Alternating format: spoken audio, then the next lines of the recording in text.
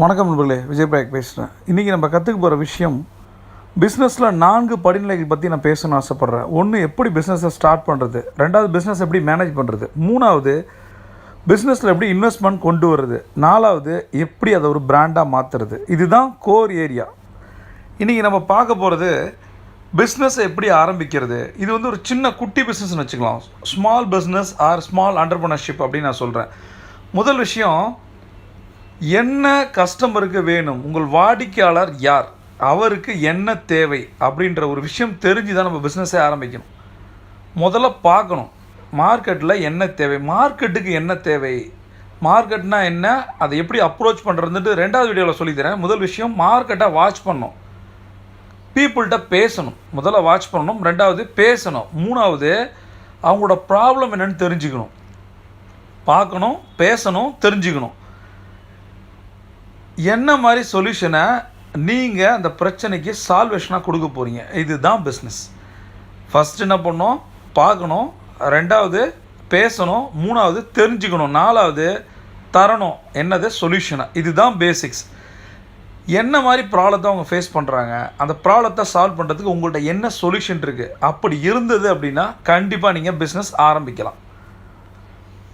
அடுத்த விஷயம் என்ன, முதல்ல பிஸ்னஸ் மாடலை பிளான் பண்ணணும். பிஸ்னஸ் மாடல்லாம் என்ன, நிறைய பிஸ்னஸ் மாடல்ஸ் இருக்குது. ஃபஸ்ட்டு நம்ம எதுக்காக இந்த பிஸ்னஸ் பண்ணுறோம், பணம் வரணும். யாருக்கு, நமக்கு வரணும் முதல்ல.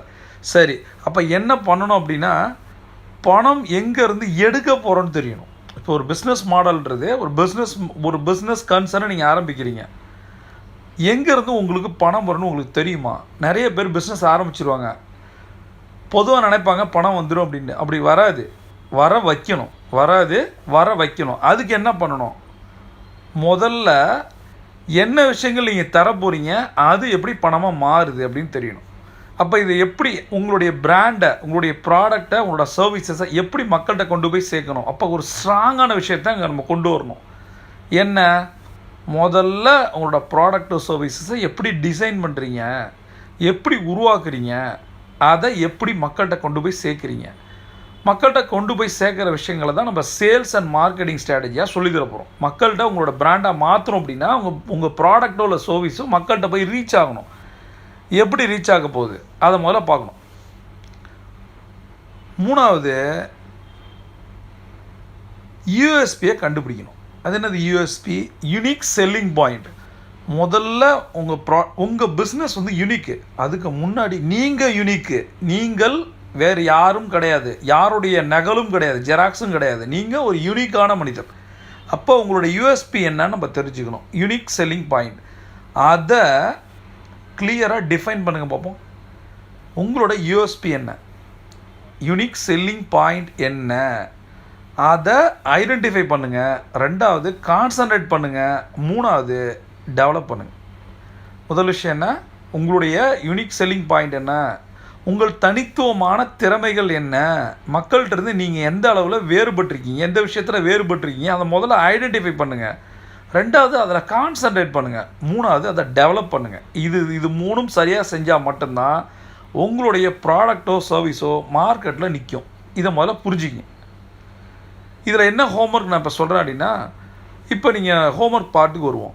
முதல் விஷயம், நீங்கள் என்ன பிஸ்னஸ் ஆரம்பிக்கணும்னு நினைக்கிறீங்க, அது மார்க்கெட்டில் இருக்கா, இருக்கிறத கொடுக்க போகிறீங்களா, இல்லை இல்லாதது புதுசாக க்ரியேட் பண்ண போகிறீங்களா. இல்லாத என்ன இருக்குது, ஆப் டாக்ஸின்னு ஒன்று கிடையாது, ஆப் டாக்ஸியை கொண்டு வந்தோம். ஃபுட் சர்வீஸுன்னு கிடையாது, அதை கொண்டு வந்தோம். அப்போ இது எல்லாமே ஆப் பேஸ்ட் விஷயங்கள்.